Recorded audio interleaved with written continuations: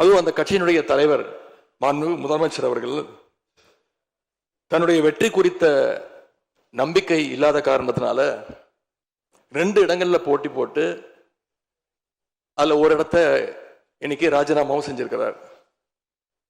இன்னும் அந்த தொகுதி மக்களை சந்திச்சு நேரில் சந்திச்சோ இல்ல ஒரு அறிக்கை மூலமாகவோ ஒரு நன்றியை கூட இன்னும் தெரிவிக்கல.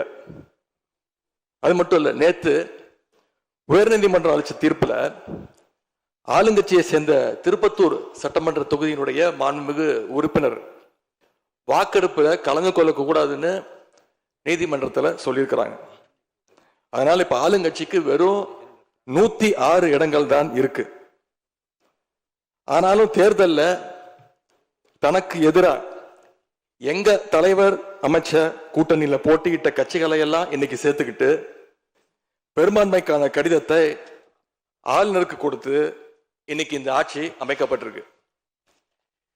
இந்த ஆட்சிக்கு இன்னைக்கு ஆதரவு தெரிவிச்சிருக்கக்கூடிய இந்திய கம்யூனிஸ்ட் கட்சி, மார்க்சிஸ்ட் கம்யூனிஸ்ட் கட்சி, இந்திய யூனியன் முஸ்லீம் லீக், விடுதலை சிறுத்தைகள் கட்சிகளை சேர்ந்த மதிப்பிற்குரிய தலைவர்கள் எல்லாம் சொன்ன காரணம், இந்த ஆட்சியை நாங்க சப்போர்ட் பண்றோம் அப்படின்னு அவங்க சொன்ன காரணம், குடியரசுத் தலைவர் ஆட்சி அமைஞ்சிடக்கூடாது என்ற எண்ணத்துல உங்களுக்கு வெளியில இருந்து ஆதரவு தரோம் அப்படின்னு தெளிவா சொல்லியிருக்கிறாங்க.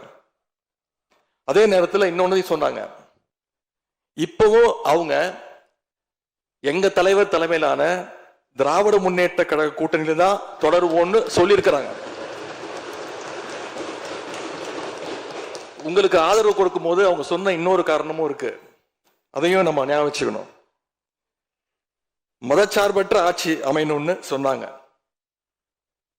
ஆனா இப்ப இங்க என்ன நடந்திருக்கு?